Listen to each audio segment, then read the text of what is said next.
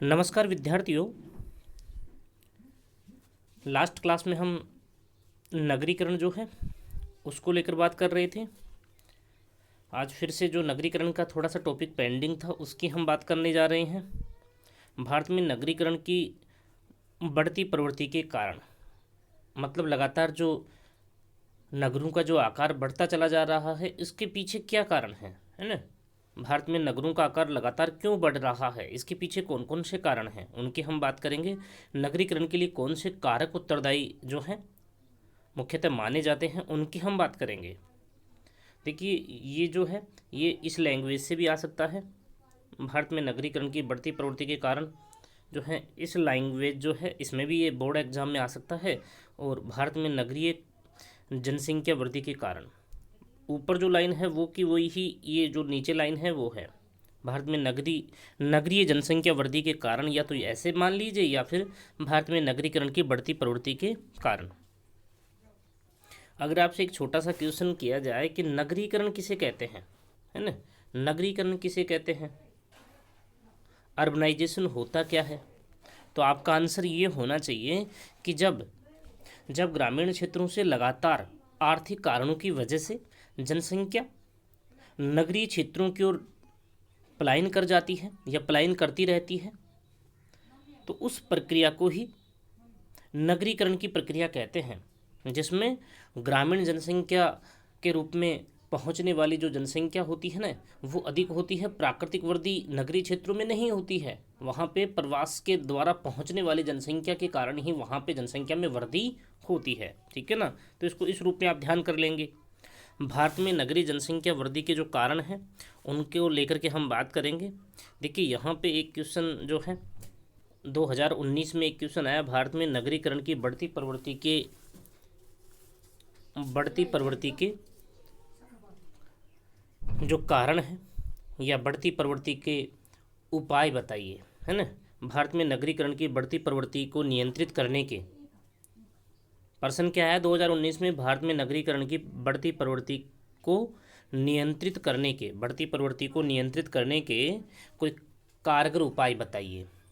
तो यहाँ तो हम कारण पढ़ रहे हैं, जबकि वहाँ पे पूछा क्या गया बोर्ड एग्जाम में, नियंत्रण करने के उपाय, मतलब नगरीकरण को हम किस प्रकार से नियंत्रित कर सकते हैं वो कारण वहाँ पे बोर्ड एग्जाम में आया।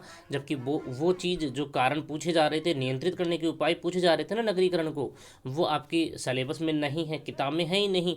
लेकिन बस जो कारण होंगे उनका हम उल्टा कर देंगे ना, तो वही क्या हो जाएंगे, नियंत्रण के उपाय हो जाएंगे। तो वही बात हम यहाँ पे करेंगे।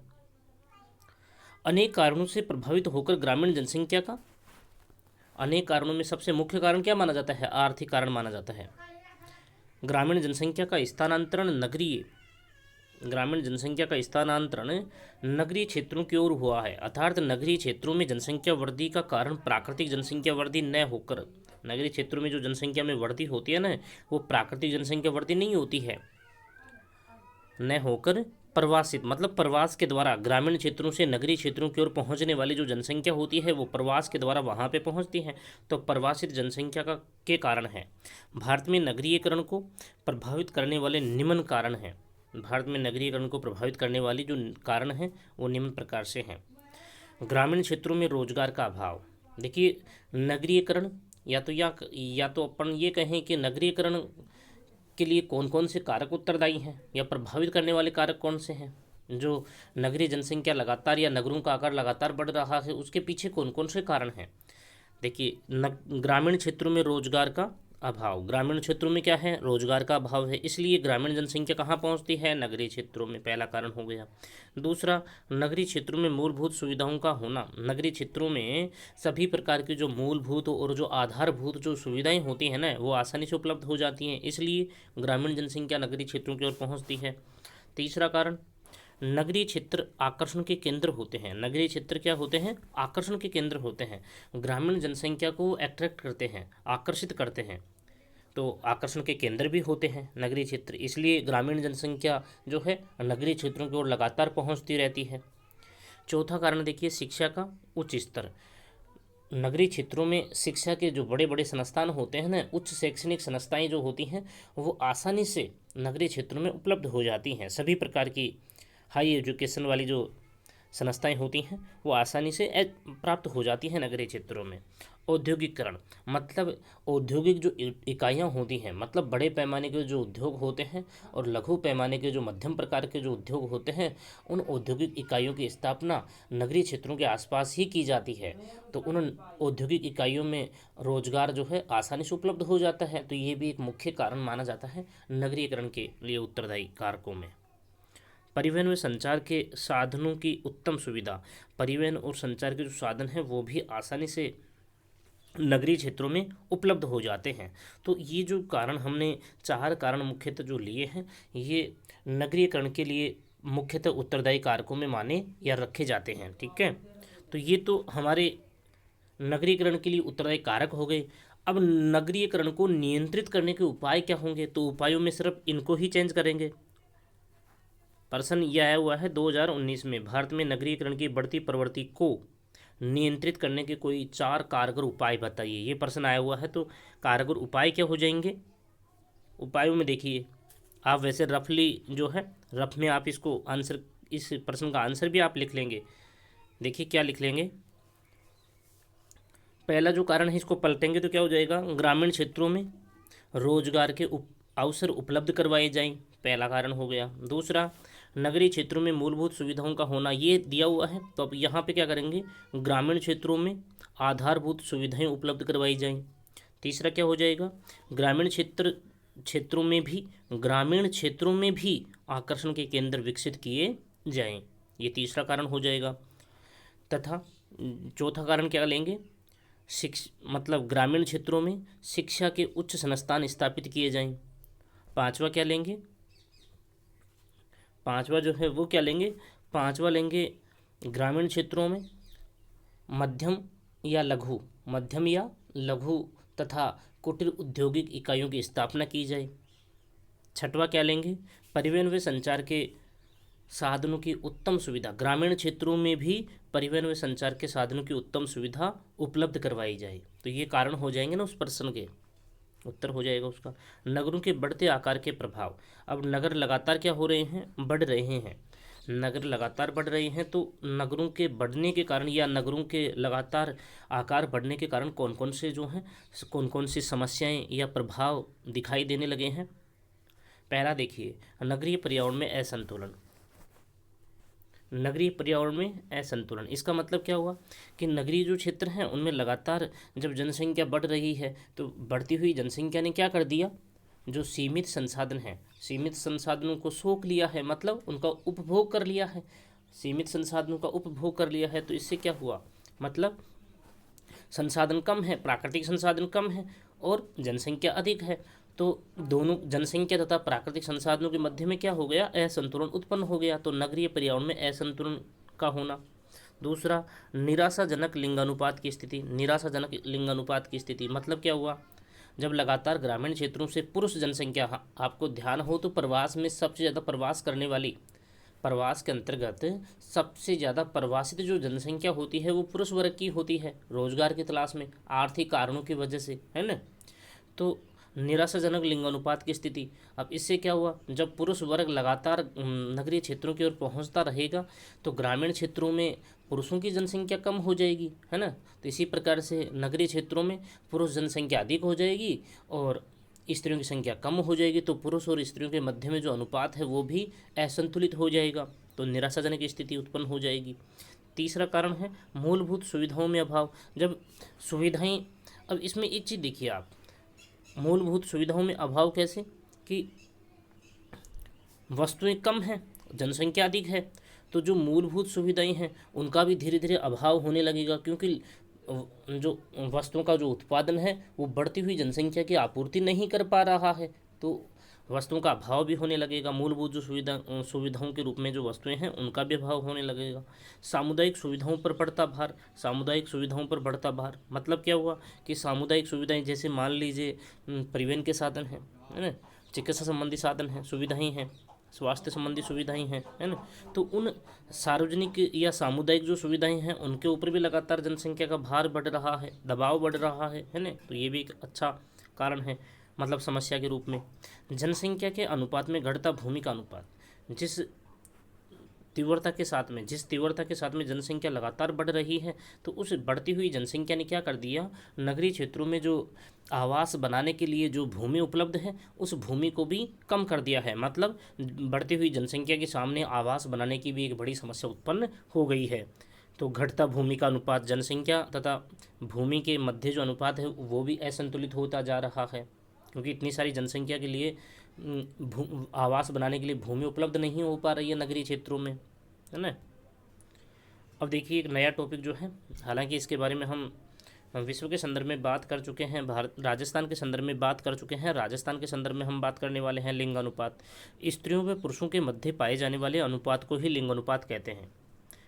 मतलब लिंग जो शब्द है उसमें दो चीज़ें हैं, स्त्री और पुरुष। तो स्त्री और पुरुष मतलब सेक्स रेशियो, ठीक है ना, इसको अंग्रेजी में बोलते हैं सेक्स रेशियो। तो स्त्री और पुरुष के मध्य में जो अनुपात होता है ना, उसे हम क्या कहते हैं, लिंग अनुपात कहते हैं, ठीक है। यह प्रति 1000 पुरुषों पर स्त्रियों की संख्या के रूप में पाया जाता है। भारत में इसको किस प्रकार से डिफाइन करते हैं, प्रति 1000 पुरुषों पर स्त्रियों की संख्या के रूप में परिभाषित किया जाता है। प्रति 1000 पुरुषों पर स्त्रियों की संख्या कितनी है, इस रूप में भारत में इसको निर्धारित किया जाता है। अर्थात अनुकूलतम लिंग अनुपात को आर्थिक व सामाजिक विकास का सूचक माना जाता है। जब अनुकूलतम लिंग अनुपात होता है तो उसको आर्थिक और सामाजिक विकास का सूचक माना जाता है। अब देखिए भारत में लिंग अनुपात को ज्ञात करने का सूत्र, भारत में लिंग अनुपात को ज्ञात करने का सूत्र क्या है, पुरुषों की संख्या पर स्त्रियों की संख्या की गणना की जाती है। और कितने पर की जाती है, 1000 पर। कितने पर की जाती है, 1000 पर, 1000 पर की जाती है। तो प्रति हजार पुरुषों की संख्या पर स्त्रियों की संख्या की गणना की जाती है, तो उसे क्या कहते हैं, लिंग अनुपात कहते हैं। तो मतलब सूत्र क्या बन गया, कुल स्त्रियों की संख्या बटे कुल पुरुषों की संख्या इंटू 1000, या तो ऐसे मान लीजिए, या फिर स्त्रियों की संख्या बटे पुरुषों की संख्या इंटू 1000, ऐसे मान लीजिए। जो भी आपको अच्छा लगे वो कुल शब्द को आप हटा भी सकते हैं, रख भी सकते हैं। कुल शब्द को आप हटा भी सकते हैं और रख भी सकते हैं, ठीक है, दोनों ही तरह से आपका ठीक रहेगा।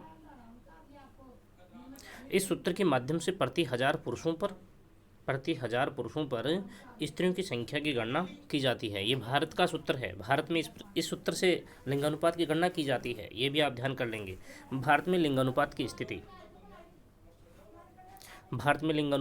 के अंतर्गत देखिए, सन 1901 से 2011 तक क्रमिक रूप से भारत में लिंगानुपात की निराशाजनक स्थिति रही है। मतलब लगातार जो लिंगानुपात है उसमें असंतुलन आता रहा है। अर्थात 1901 में भारत का औसत लिंगानुपात, 1901 में भारत का औसत लिंगानुपात कितना था, 1000:972 था, 1000:972 था, 1000:972 था, है ना।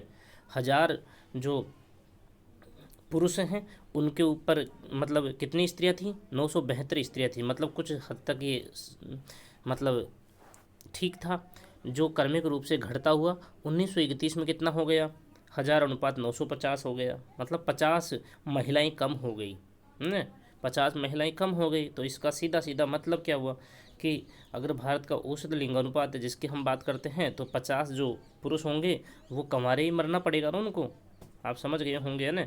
तो 1000 जो पुरुष हैं उनके ऊपर 950 स्त्रियां ही थी 1931 में। तो ये घट रहा है। इन आंकड़ों से हम क्या समझ पा रहे हैं कि 1901 से 2011 के मध्य जो आंकड़े रहे हैं लिंग अनुपात के, जब उनको हम देखते हैं, उनका हम एनालिसिस करते हैं, विश्लेषण करते हैं, तो हम एक चीज़ का पता चलता है कि लगातार 1901 से 2011 के मध्य तक लगातार जो लिंगानुपात है उसकी स्थिति मतलब निराशाजनक रही है। मतलब लगातार लिंगानुपात घटा है। जो आंकड़े हमें ये बता ही रहे हैं, है ना। 1981 में 1000:934 पहुँच गया, 1981 में 1000:934 पहुँच गया। एवं न्यूनतम लिंगानुपात की स्थिति 1991 में रही है। न्यूनतम अगर हम लिंगानुपात की बात करते हैं तो 1991 का जो जनगणना वर्ष रहा है उसमें सबसे कम रही है, 1000:927, 1000:927। मतलब 73 जो पुरुष हैं वो अनमेरिड रहेंगे, ठीक है ना। ये 1991 की स्थिति है। इसके विपरीत 2001 में जब इसके लिए फिर से प्रयास किए गए कि लिंगानुपात की स्थिति को सुधारा जाए, तो 2001 में 1000:933 से बढ़कर 2001 में तो कितना था, 1000 पुरुषों पर 933 महिलाएं थी, है ना, जो बढ़कर के 2011 में 1000:940 हो गया। 940 हो गया। मतलब क्या हुआ, 2011 में ये भारत का औसत 2011 का, जो आपको बिल्कुल ध्यान करना है, 2011 में हज़ार अनुपात 940 हो गया है। अभी वर्तमान का पूछा जाए तो यही बताना पड़ेगा आपको, है ना। 2021 की जनगणना तो हुई ही नहीं ना अभी, तो 2011 के आंकड़े ही अभी ध्यान करने पड़ेंगे आपको। तो हज़ार अनुपात 940 हो गया है। लिंगानुपात की इस निराशाजनक स्थिति के लिए अनेक कारक उत्तरदायी हैं। ये भी अच्छा क्वेश्चन बनता है बोर्ड एग्जाम में, जो राजस्थान स्तर पर भी बनता है, विश्व स्तर पर भी बनता है और भारत स्तर पर भी बनता है, ठीक है ना। तो इसको भी आप अच्छे से ध्यान कर लेंगे। लिंगानुपात की इस निराशाजनक, मतलब निराशाजनक मान लीजिए, या प्रतिकूल स्थिति जो है, प्रतिकूल जो स्थिति है, उसके पीछे कौन से कारण हैं, कौन से कारणों की वजह से भारत में लिंगानुपात निराशाजनक या प्रतिकूल स्थिति रखता है। पहला देखिए, इनको नंबर भी हम देना चाहिए तो दे सकते हैं। बालिकाओं की अपेक्षा बालकों को अधिक महत्व, मतलब हर जो पेरेंट्स होते हैं ना, वो उनके घर में बच्चे का ही जन्म हो, बच्ची का जन्म न हो, इस प्रकार की उनकी सोच है। तो पुरातन या मान लीजिए परंपरागत या रूढ़िवादी जो सोच है, उन लोगों की इसी प्रकार की सोच है। तो बालिकाओं की अपेक्षा बालकों को अधिक महत्व दिया जाता है। तो प्रत्येक जो पेरेंट्स होते हैं वो बालिकाओं की अपेक्षा बालकों को अधिक प्रेम, अधिक स्नेह करते हैं, उनका ही जन्म चाहते हैं, उनके घर में बालकों का ही जन्म हो, है ना। कम उम्र में विवाह का होना, कम उम्र में विवाह का होना, इससे क्या होगा, कुछ जो महिलाएं जो होती हैं, कम उम्र में विवाह होगा तो मतलब जाहिर सी बात है बच्चे भी कम उम्र में होंगे ना।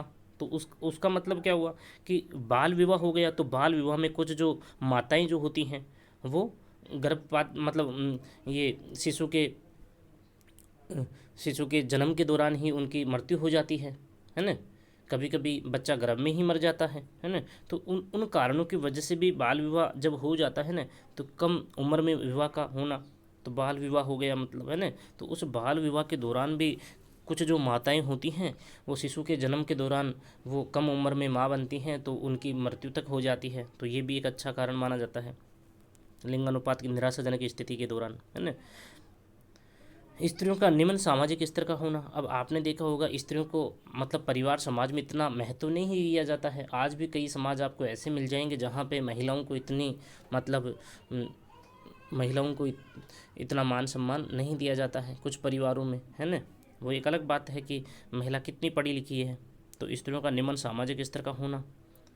तो स्त्रियों में आपने देखा होगा हमारे पितृसत्तात्मक समाज का प्रचलन है। मतलब जो परिवार का पुरुष वर्ग होगा, जो पुरुष होगा वो ही परिवार का मुखिया होता है, महिलाएं मुखिया नहीं होती हैं। तो स्त्रियों का निम्न सामाजिक स्तर का होना, उनको हेय दृष्टि से देखा जाता है। पुरुष प्रधान समाज को महत्व, भारत में जो है पुरुष प्रधान जो है, मतलब पितृसत्तात्मक समाज या पितृसत्तात्मक प्रथा का प्रचलन है भारत में। तो पुरुष प्रधान समाज को महत्व, मतलब लोगों की आज भी ये सोच है कि पुरुष ही जो है वो पुरुष ही हमारे वंश को आगे बढ़ा सकता है, स्त्रियां नहीं बढ़ा सकती, है ना। तो स्त्रियां पुरुष को आगे नहीं बढ़ा सकती। तो इस प्रकार से लोगों के मन में जो कुरीतियाँ भरी हुई हैं, उनकी वजह से लिंगानुपात आज इस प्रकार की जो निराशाजनक स्थिति है उसमें पहुँच गया है। तो ये भी जो 4-5 कारण हैं उनको आप अच्छे से ध्यान कर लेंगे। भारत में लिंगानुपात, विश्व का औसत लिंगानुपात देखिए, हज़ार अनुपात 984/85। मतलब क्या हुआ कि एक जगह आपकी किताब में 984 दिया हुआ है, तो एक जगह आपकी किताब में 985 दिया हुआ है। ये दोनों ही आंकड़े आप ध्यान कर लेंगे, 984 भी ध्यान कर लेंगे, 985 भी ध्यान कर लेंगे। अगर आप मेरे से पूछो कि सर इनमें से याद कौन सा करें, तो याद आपको हज़ार अनुपात 985 करना पड़ेगा। 1000/985 आप ध्यान कर लेंगे, ठीक है। ये विश्व का है। तथा 1901 से लेकर 2011 तक भारत में लिंगानुपात की स्थिति निराशाजनक रही है, जो अभी हमने ऊपर भी बात की है। तो विश्व का तो औसत ये रहा, ठीक है। उसके बाद में देखिए राज्य स्तर पर लिंगानुपात की स्थिति। राज्य स्तर पर लिंगानुपात की स्थिति क्या है उसकी हम बात करने जा रहे हैं। राज्य स्तर पर लिंगानुपात की स्थिति, भारत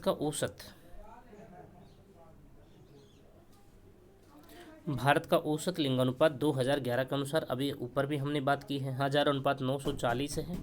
इसे ही आधार मानते हुए, मतलब औसत लिंगानुपात कौन सा हो गया, 1000/940।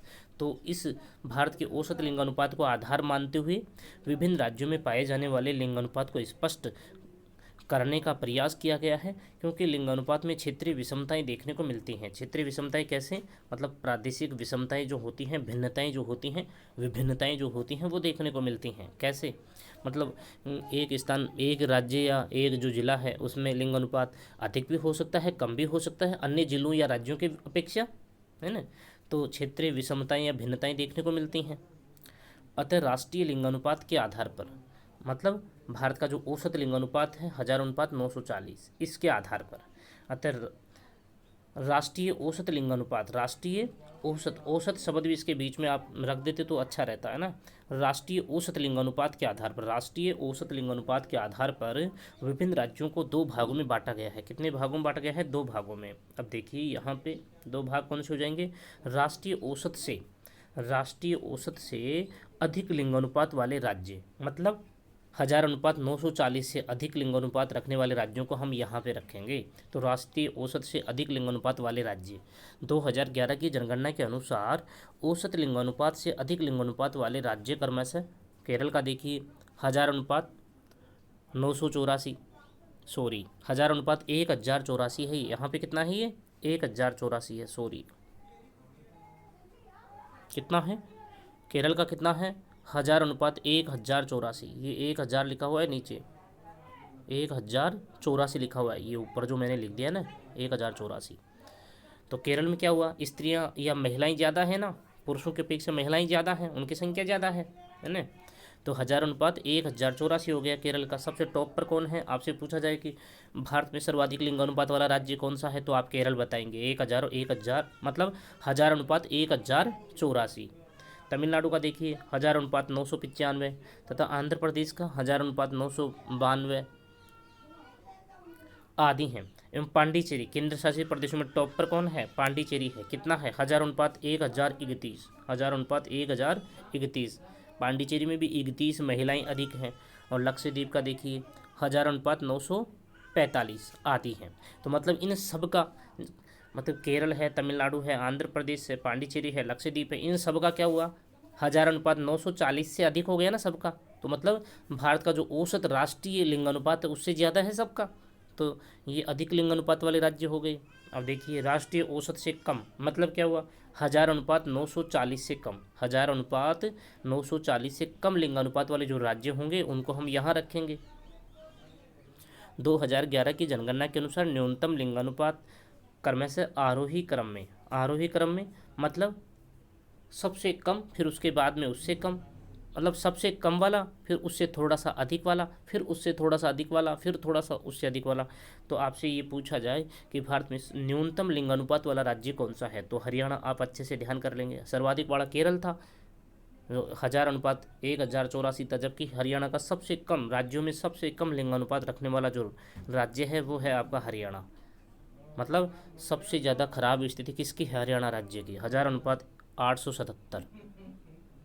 जम्मू कश्मीर उससे थोड़ा सा अच्छी स्थिति में, हरियाणा से थोड़ी सी अच्छी स्थिति में कौन है? जम्मू कश्मीर है, 1000:883। तथा सिक्किम उससे थोड़ी जम्मू कश्मीर से थोड़ी सी अच्छी स्थिति में कौन है? सिक्किम है, 1000:889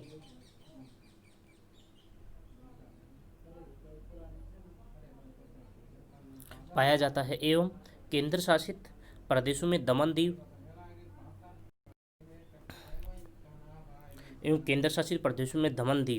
दीव का देखिए, दमन-दीव का 1000:918 कितना है? 1000:918 है। केंद्र शासित प्रदेशों में सबसे जो उच्चतम लिंगानुपात वाला जो या अधिक लिंगानुपात वाला जो केंद्र शासित जो प्रदेश है वो कौन सा है? पांडिचेरी है, 1000:1031। जबकि सबसे कम लिंगानुपात वाला जो केंद्र शासित प्रदेश है वो कौन सा है? दमन-दीव। कितना है? 1000:618। दादरा नगर हवेली 1000:775 है, 1000:775 है। चंडीगढ़ 1000:818 है, 1000:818 है। ये किसका है? ये चंडीगढ़ का है ना। एक चीज़ ज़रूर ध्यान करें, अगर आपसे एक प्रश्न पूछा जाए कि भारत के सभी राज्यों व सभी केंद्र शासित प्रदेशों में न्यूनतम लिंगानुपात वाला क्षेत्र कौन सा है, तो क्या नाम देंगे? दमन व दीव। दमन व दीव सबसे, भारत में सब राज्यों में भी और केंद्र शासित प्रदेश में सबसे कम लिंग अनुपात वाला केंद्र शासित प्रदेश कौन सा हो गया? दमन व दीव। ये भी आप ध्यान कर लेंगे। नोट देखते हैं। 2011 की जनगणना के अनुसार भारत में सर्वाधिक व न्यूनतम लिंगानुपात वाले राज्य क्रमशः केरल, सर्वाधिक केरल, जो अभी हम ऊपर बात कर रहे थे, भी इसको हम पर्सन के रूप में हमने निकाल लिया, ये मोस्ट बन जाता है बोर्ड एग्जाम में, 1000:1084। तथा हरियाणा, न्यूनतम किसका है? हरियाणा का। अधिकतम किसका है? न्यूनतम तो किसका हो गया? सर्वाधिक तो हो गया केरल का, और न्यूनतम किसका हो गया? हरियाणा का। 1877 है। 2001 से लेकर 2011 की अवधि के दौरान 3 राज्यों में, 3 राज्य कौन कौन से हैं? बिहार है, जम्मू कश्मीर है तथा गुजरात, एवं 3 केंद्र शासित प्रदेशों में दमन दीव, दादरा नगर हवेली व लक्षद्वीप आदि में लिंगानुपात के स्तर में कमी आई है। कमी कौन कौन से राज्यों में आई है? बिहार में कमी आई है, जम्मू कश्मीर में कमी आई है, गुजरात में कमी आई है। वो केंद्र शासित प्रदेश में दमन दीव में कमी आई है, दादरा नगर हवेली में कमी आई है और लक्षद्वीप में कमी आई, इनके लिंगानुपात में कमी आई है। सर्वाधिक गिरावट दमन द्वीप में, सबसे अधिक गिरावट कहाँ दर्ज की गई है? दमन द्वीप में। और कितनी? 92, 92 जो है स्त्रियां और कम हो गई हैं दमन द्वीप में 2001 से 2011 के मध्य में। और सभी में तभी तो दमन द्वीप ही सबसे लो लिंग अनुपात रखता है, ये वाला। ठीक है। एवं एक दशक में सर्वाधिक वृद्धि मतलब दशक का मतलब क्या होता है? 10 वर्षों का समय। जनगणना 10 वर्षों पे तो होती है ना, तो जनगणना के साथ ही लिंगानुपात जैसे जो आंकड़े होते हैं उनके भी आंकड़ों का एनालिसिस किया जाता है। तो एक दशक में मतलब 10 वर्षों के समय में सर्वाधिक मतलब 2001 से लेकर के 2011 के मध्य में जो 10 वर्षों का समय है, इस समय के दौरान सर्वाधिक लिंगानुपात में वृद्धि जो हुई है ना, वो कौन से राज्य में हुई है वृद्धि? मिजोरम राज्य में। मिजोरम राज्य में हुई है। कितने की वृद्धि हुई है? 40 की। तथा न्यूनतम वृद्धि, सबसे कम वृद्धि कौन से राज्य में हुई है? उत्तराखंड में। कितनी हुई है? 101, मतलब 1 की ही वृद्धि हुई है। न्यूनतम वृद्धि किस में हुई है? उत्तराखंड में, मतलब जिसको हम उत्तरांचल कहते हैं, उत्तराखंड या उत्तरांचल, इसमें 1 की वृद्धि हुई है। जबकि सर्वाधिक वृद्धि मिजोरम में हुई है, 40 स्त्रियां बढ़ी हैं। ठीक है ना, तो इसको इस रूप में आप ध्यान कर लेंगे। नेक्स्ट बात हम अगली